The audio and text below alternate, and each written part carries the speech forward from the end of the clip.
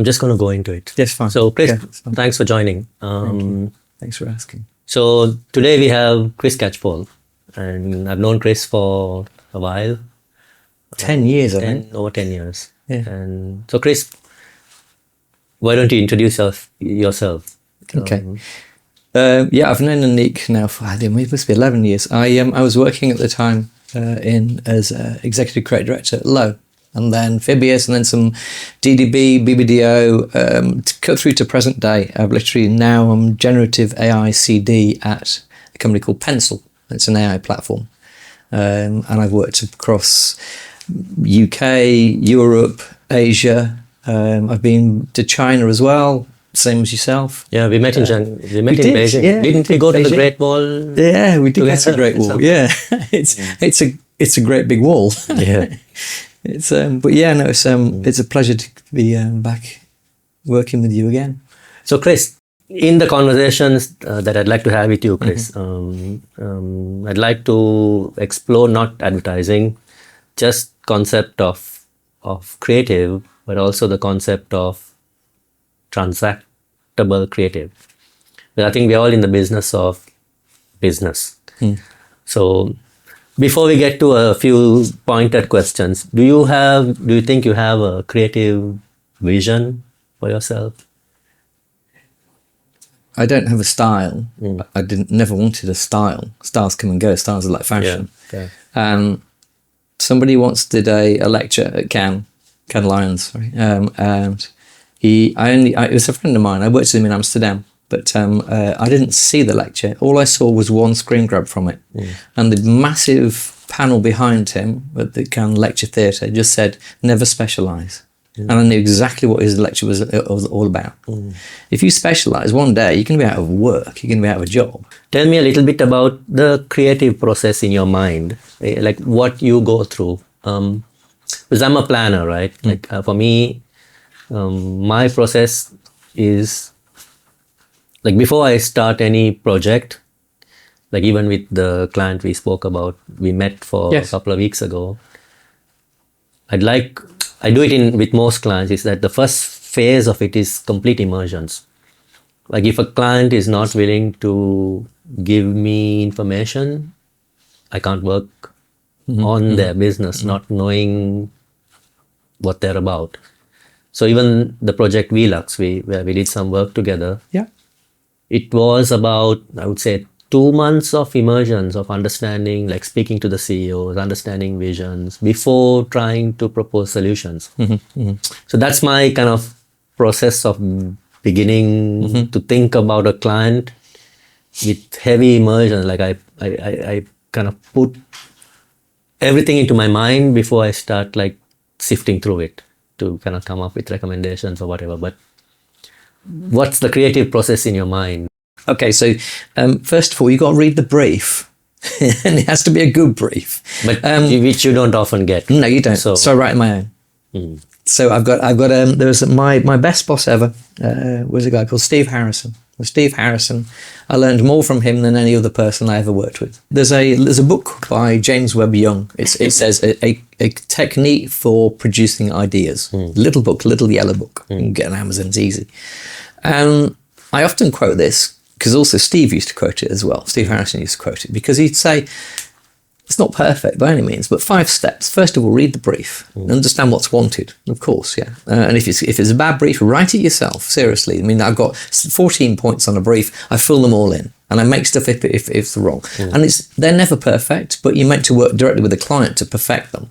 But then you should get client sign-off. At Cork, we had something called a response to a brief. Even before you get into any work, like you're meant to respond to the brief. You agree with it, don't agree with it, like anything to change. So I guess that's what you mean. Like it is. Sign off on it aligned thinking. Correct. So first of all, read the brief. The second one is do your research. It's exactly what you said. Exactly what you said. You said 2 months of research on Velux, but why not? I mean, soak yourself in it. Absolutely be a sponge and soak it all up. And the more people you can interview, the better. So that's the second one, which is do your research. The third one's awesome. The third one is forget about it.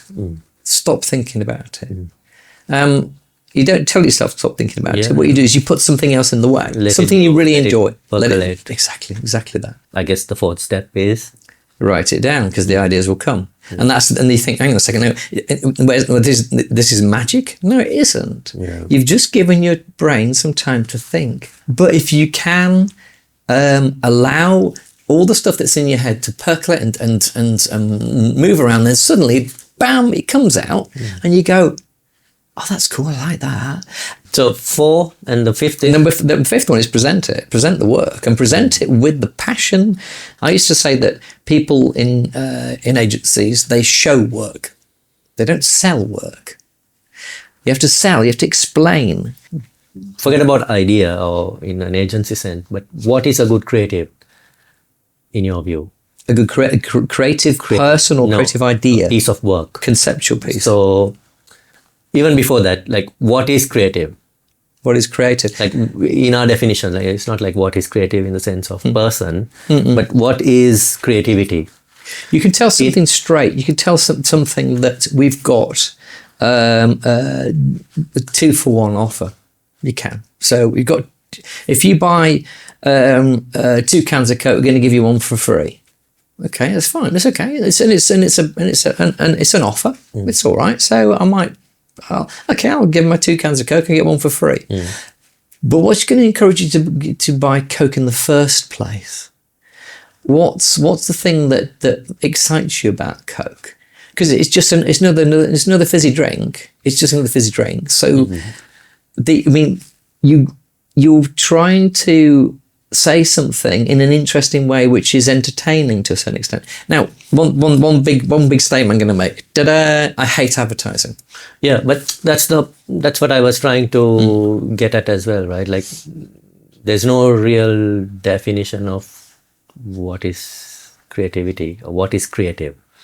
There is by awards things. Yeah. What's really creative is the stuff that sells. Right. So we need to separate the two, right? So in this like podcast, I'm not interested in talking about awards or like self gratification or awarding yourselves. I mean, that doesn't really interest me much, except if we can. Which is why I guess they had to separate the Effie's and cans. I guess like for me, Effectiveness versus Right. so-called creativity. Yeah. right. So I'm more interested in the business impact of creativity. So that's why even while we were at Coke, right, like there is a process of trying to figure out which piece is better. Not like you said before, you compete internally at an agency saying, I have a better idea, but it's not backed by any science or testing or validation in any way to know really if it's going to work in market. So what is a good creative in your view? Like what makes a good piece of creative? It has to be on brief for a start. There was I'll just one little anecdote about you. I came to you once with an idea, and you said to me, Chris, at Coke, we have enough brand love in Vietnam. We need brand sales. And it put me in my place, and I thought, yeah, you're absolutely right. Good God, you don't need these funny little, cute little ideas that are going to basically net me some awards, I hope. You need something that's going to actually sell more product, because sales were down, and it's like, because when you come back and show me something I'm going to sell more cans of Coke, great. And it's like, and so I went away and I thought long and hard about it. You were good enough to me to allow me occasional bits of, so-called creative that is the industry standard creative. Which is the ones that people go ooh and ah over in the industry. It doesn't sell anything necessarily, but we're talking about the industry, right? Like I don't know if you remember. I don't know how long ago it was. Campaign magazine, I think it was, did a survey in the UK, and they looked at the demographics of people in marketing and brand and agency. Like what's the split of demographics of people working in the industry versus real people. And it was completely out of whack. It will be. Like people in industry were higher salaries or more disposable income, younger, or the age was different. So that kind of reflects in the industry, where I think most of the industry, I shouldn't say the most of the industry, but I found a lot of the industry is out of touch with the actual consumer. So while I was at Coke as well, like, there have been many instances of having to navigate the agency to ensure that work actually delivers work, not merely for the sake of creative. So I've always had like a few criteria on judging creative myself. Not whether it's good or bad, awards or not. Like, I always thought a good piece of creative, called creative, needs to be well understood. Yeah. Right? People need to understand what you're saying. Yeah. It needs to be clearly branded. Like, it needs to be clearly branded to be attributable to you and not the category or someone else. So if someone looks at the piece and doesn't recognize your brand or can't, I don't think that's a good piece. It should drive purchase intent. It should make you curious about the product. Like, at the end of the day, you're selling product. So if consumers leave not knowing what you're selling, I don't think that's a good piece of. Having said that, okay, so moving on from that, which is they're all good points, definitely. They're all good points, but they're planner points. They're Planner points, but also I think it needs to leave a positive impression of the brand. But an important point for me is also the fact that it needs to be relatively better than another ad. But how you do it again? How are you judging that? No, so that's why we had like the link test scores. We had some testing, because you're not seeing, consumers don't see your ad in isolation, right? They see it compared to the other ads. So if you can't cut through and you can't be remembered compared to other ads, I feel that's okay. I mean, that's as a planner for sure. I despise testing. Absolutely despise it. And I love testing. It's amazing. Say that again.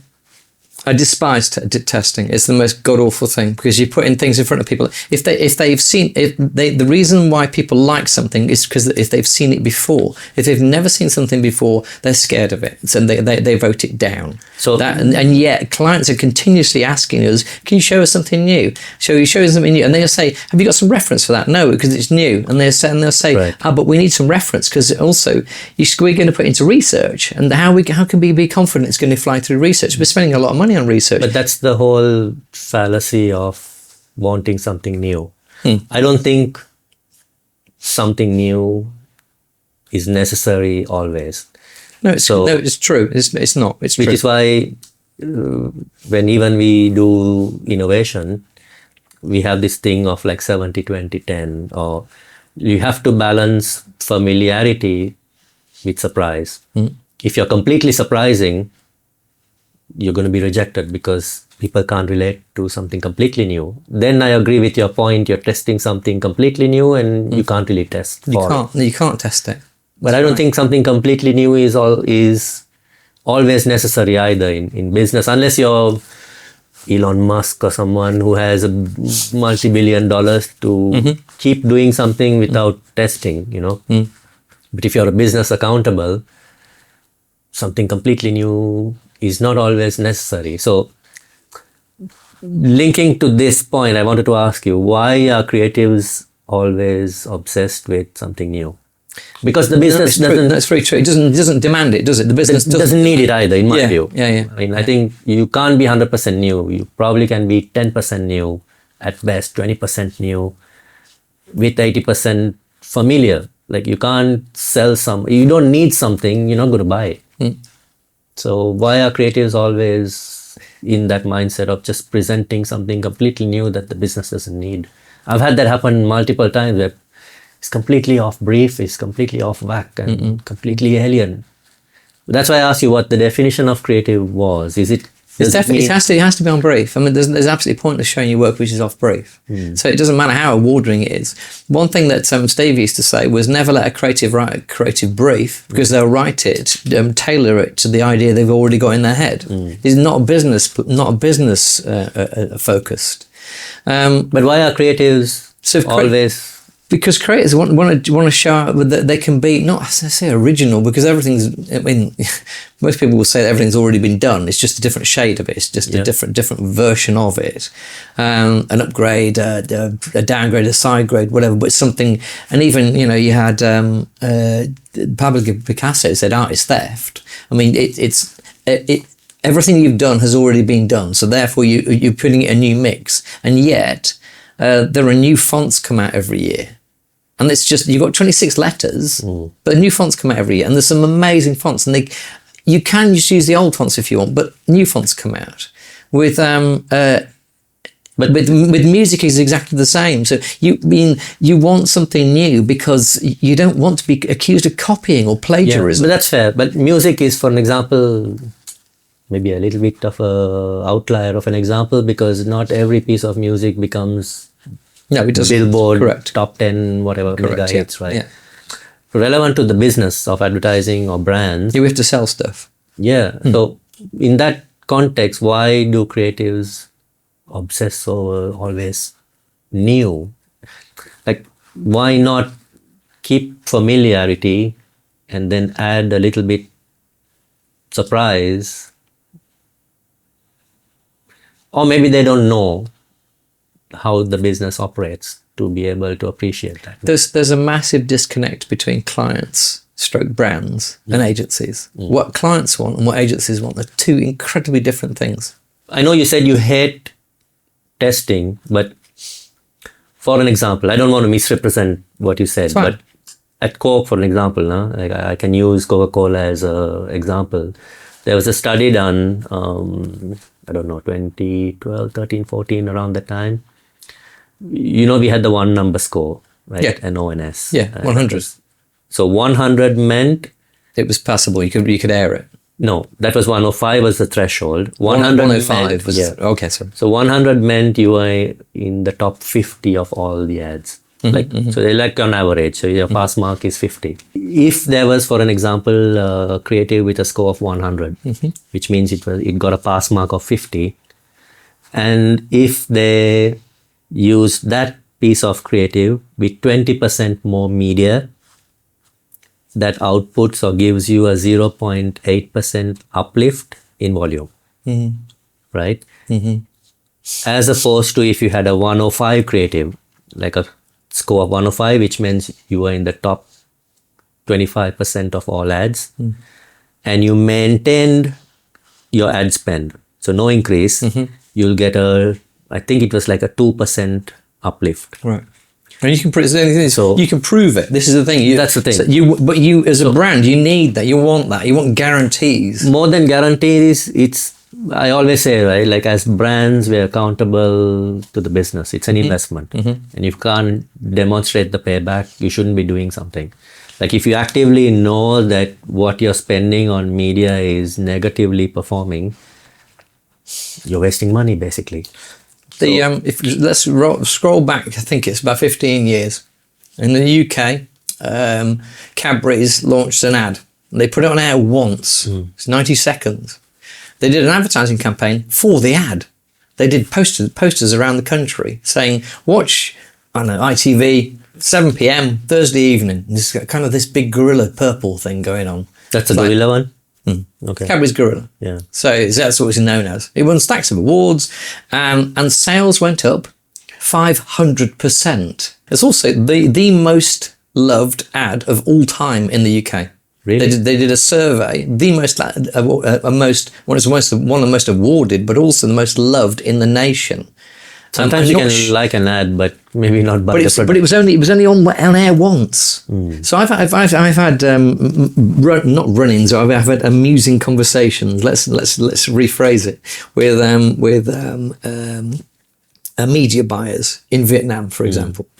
And I used to do the same in London as well, which was so. Right, guys, you tell me. In fact, you told me once that your media spend by production spend should be 10 to 1. Or as much as 20 to 1. So if you're putting $100,000 into making a commercial, you should be spending anywhere between $1 million and $2 million airing it. I don't forget figures. Yeah, you told me this. It depends. So I think that should be taken as a It's a rule of thumb. It's just an as an absolute- average in your portfolio. I think, in my experience at least, if your production to media ratio is like 1 to 6, I would 1 say. to 6. Okay. All right.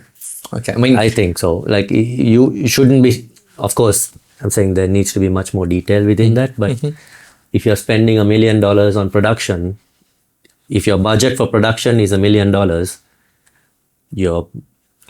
what did I say? If your budget for production is $1 million, your media it's going to be 6 million. Then. should be at least 6 or 7 to warrant spending $1 million on. Understandable at that point. Yeah, definitely. So definitely. those ratios. But then those are that's the high end. That's the stuff that you got in China.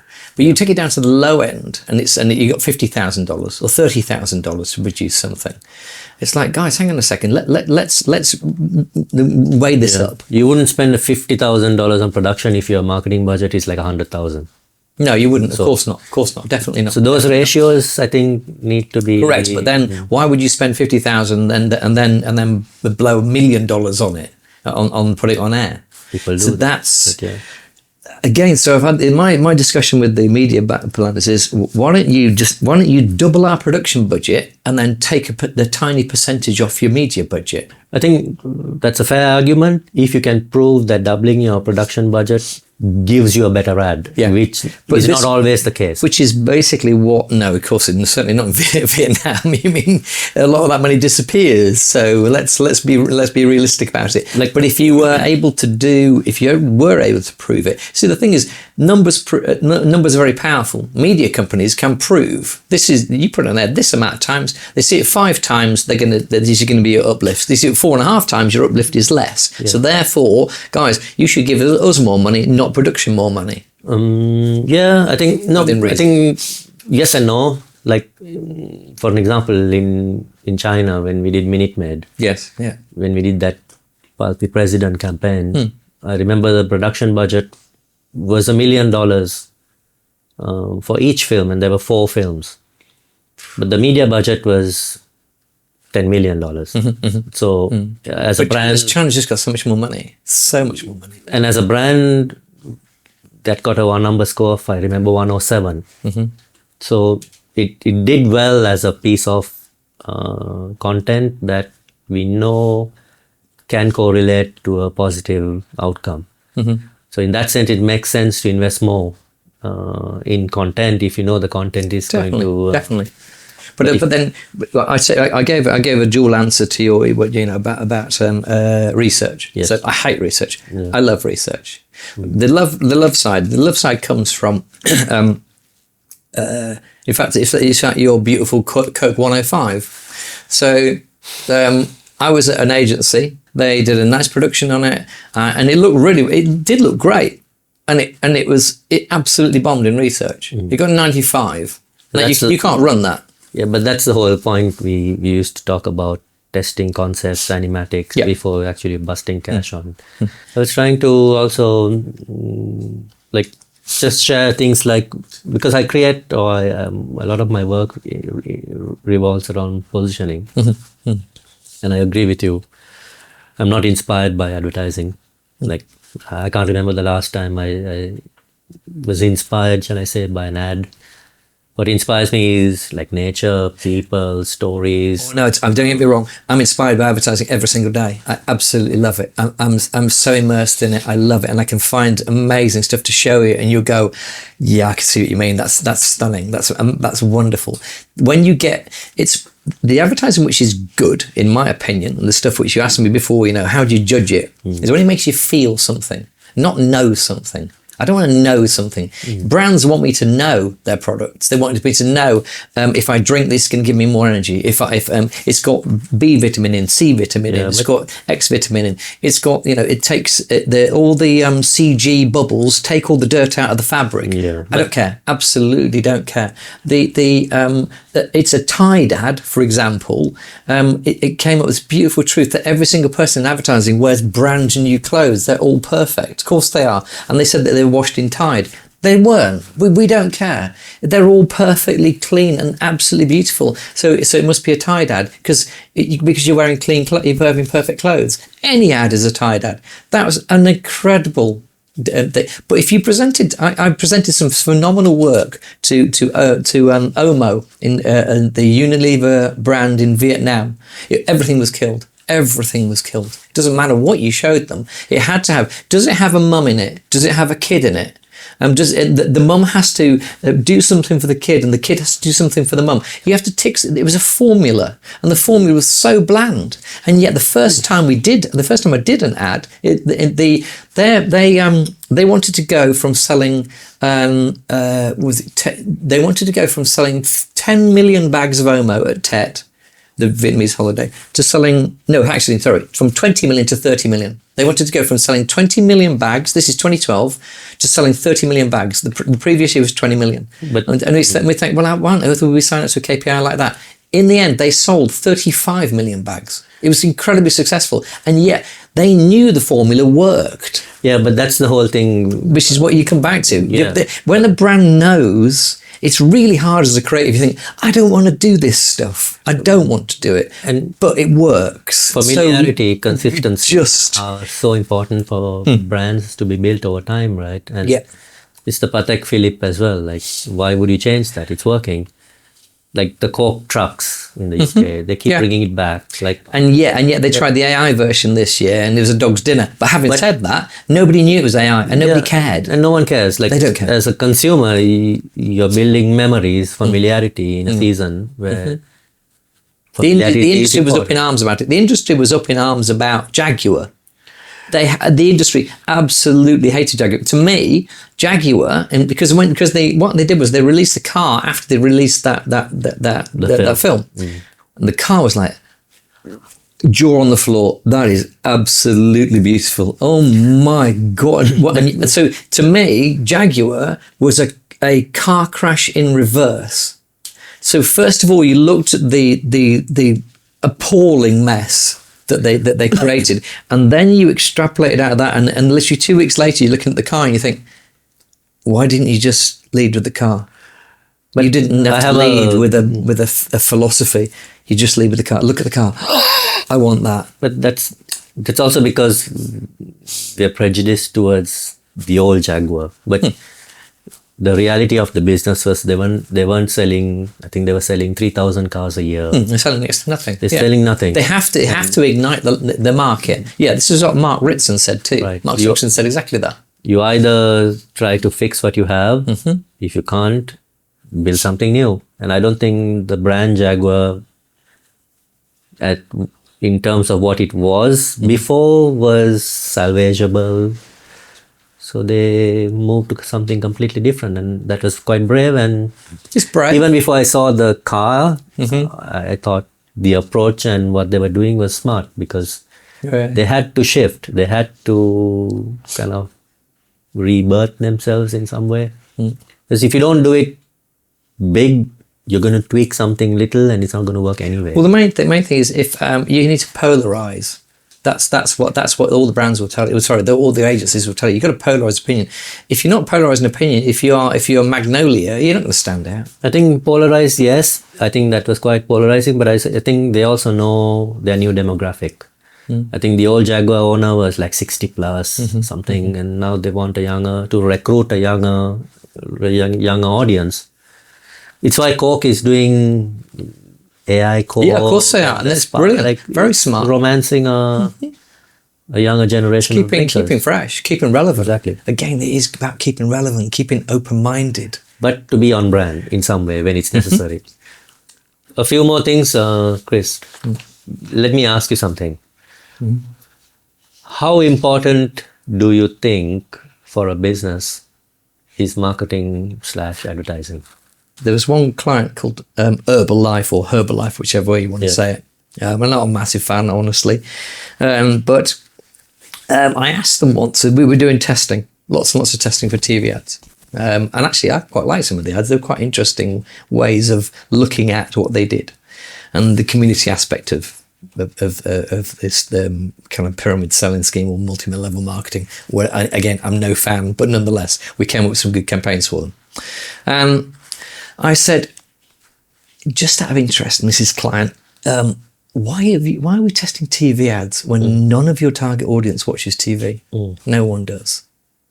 And she said, because when we put a TV ad out, our sales spike. They go right up. Said you can say that they're not watching it, but the believability of the brand when it's on TV is a much higher level than it's when it's at any other media. It's worth us putting TV ads out, even if you say people aren't watching them. Yeah, but I was trying to get to another point. That's fair. In the sense of like overall marketing, right? Like if you take all the levers that you have to influence sales, how important do you think marketing or / advertising is in the entirety of the business? Can I give you the answer? Based on modeling data, right? We have marketing mix modeling or MVA data. My experience from Coca-Cola, from our brands or from the Coke brands, marketing / activation was responsible for only 3.5% of growth. Okay. And it's less than things like the weather. Oh yes, yeah. Things like distribution, the economy. People have more money in their hands. It's even less than in-store activation sometimes. So if you have a good in-store activation, sometimes that can deliver more growth for you than media or paid advertising. So I feel what you were discussing earlier is that if we don't test what is working for you, you'll not know where to invest your money. So like when we look at data, like even China, for an example, the contribution of paid media to growth was like 5%. So like what I mean is like 5% of all growth was attributed to paid media, as opposed to even things like relative price. So if your competitor drops their price, sometimes that affects you and whatever. So I am a big advocate of modeling, or there's a lot of arguments for and against it, but it's better than having no testing to know what works. So things like 15-second ads don't work as well as 30-second ads. Ads with music, ads with celebrities, like there is some level of learning to know what to do and what not to do. So that's what I was asking you. Like the amount of time brand managers put into advertising or communication is more than actually its return. Oh, it's horrific. It's horrific. So the amount of time that's wasted is appalling. I mean, I worked. One of my friends is married to a producer of TV series in the UK, and she creates a phenomenal series. She's very well known in the UK. She's on IMDb, and she's excellent at the EP. She said that they were filming next to an ad being made. She said, I couldn't do advertising. She said, I couldn't do your job. She said, you make it 30 seconds and you make an absolute dog's dinner of it. She said, why does it take so long to make 30 seconds? We're making 30 minutes and we're making one of these once a week. It's just, why does it take so long to do what you do? Yeah. And it's just, I can't explain. I couldn't explain. Yeah, I think the proportion of time that marketers or brand managers or whoever they spend into the creative process and advertising is, for me, a little bit over-indexed to what actually works. Maybe if they spend more time on getting in-store correct, getting your distribution correct, understanding pricing, getting product innovation. But this is honest conversation which no one has. No one has these conversations. They don't explain. It's also because the luxury of working for a MNC or a big company is that they spend on research to understand what works and not. But even if local brands or smaller brands did a little bit of understanding, they'd probably increase their marketing effectiveness than not doing any kind of testing and modeling or whatever. Thanks a lot, Chris. Anything you need to plug, Chris? I've always got new stuff coming. I tell you what I'd say.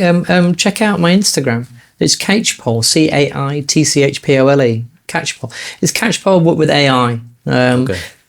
Is it sell on there? And I'm not selling anything at all. I'm just showing off work. I'm trying to inspire people. I'm trying to inspire people with AI. I think they're going to be using it an awful lot more, and I find it fascinating.